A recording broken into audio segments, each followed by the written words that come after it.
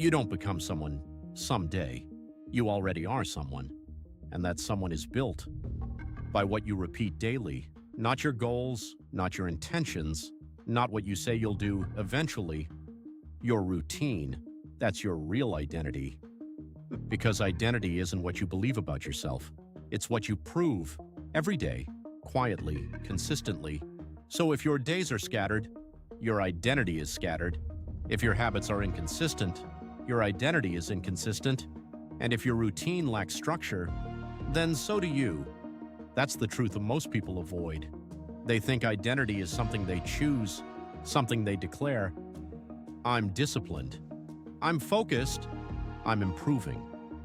But your routine tells a different story, and routines don't lie. They expose you. Because at the end of the day, you don't rise to your expectations. You fall to your patterns, and patterns are built through repetition. So if you repeat distraction, you become distracted. If you repeat delay, you become someone who delays. If you repeat inconsistency, you become unreliable, not by accident, by design. Because your brain is always learning from you. Every action is feedback, every choice is data, and over time, it builds a version of you based on what you actually do, not what you intend to do. That's the gap between who you think you are and who your routine proves you are. And that gap, it's where frustration lives, because you know you're capable of more. You just don't see it in your behavior, so you feel stuck. Not because you lack potential, because your routine doesn't reflect it. Now here's the shift. You don't fix identity directly, you fix the system that creates it, your daily routine. Because when your routine changes, your identity follows, not instantly, but inevitably. So the first shift, stop designing perfect days. Start designing repeatable ones. Most people build routines that look good on paper, optimize schedules, packed mornings, strict timelines, and for a few days, they follow it until they don't, because it's too much, too rigid, too unrealistic. So it breaks, and when the routine breaks, so does the identity. So instead of chasing perfection, you build something you can repeat, even on your worst days. Because repetition is what shapes you, not intensity. Now here's something deeper. Your routine doesn't start when you wake up. It starts the moment you decide what matters. And most people never decide. They react, they check their phone, they respond to messages, they follow whatever pulls their attention. And just like that, their day is no longer theirs.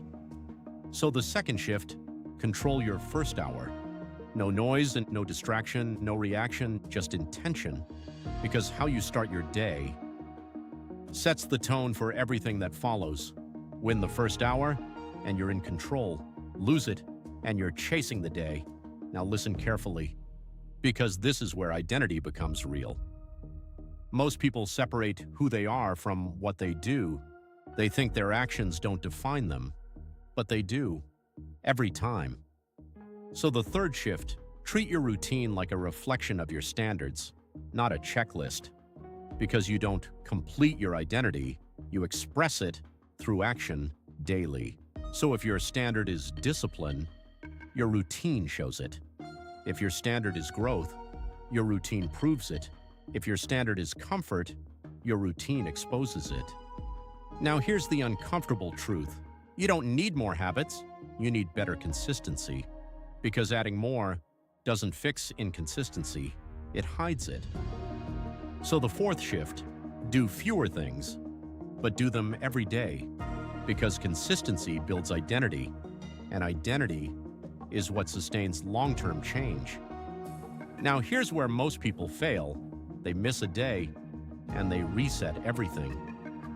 I'll start again Monday. I'll get back on track next week. That's not discipline, that's avoidance. So the fifth shift, remove the concept of starting over. There is no reset, there is only continuation. You missed? You continue, immediately. Because identity isn't built on perfection, it's built on persistence. Now here's something you can't ignore. Your environment is part of your routine. If your space is chaotic, your actions will be too. If distractions are everywhere, your focus won't last. So the sixth shift: design your environment to support your routine. Make good habits easier, make bad habits harder. Because when your environment aligns with your goals, you don't need to fight yourself. And when you stop fighting yourself, consistency becomes natural. Now the final shift, and this is what makes everything stick. Most people treat their routine like a task, something they have to do, but the people who change see it differently. So the seventh shift: respect your routine. Not because it's perfect, but because it defines you. Every action matters, every repetition counts, because every day you're reinforcing something, either the person you want to become or the one you're trying to leave behind. There's no neutral. Now step back, look at your day honestly. From the moment you wake up to the moment you go to sleep. What does it say about you? Not what you hope it says, what it actually says. Because that is your real identity, not your goals, not your plans, not your intentions, your routine. And once you see that, everything changes. Because now, you stop chasing a future version of yourself and you start building it today through what you repeat daily, quietly, until one day there's no gap anymore. Who you want to be and who you are the same. And it didn't happen through motivation, it happened through routine. So the question is simple: will you keep living by default, or will you design a routine that builds the identity you actually want?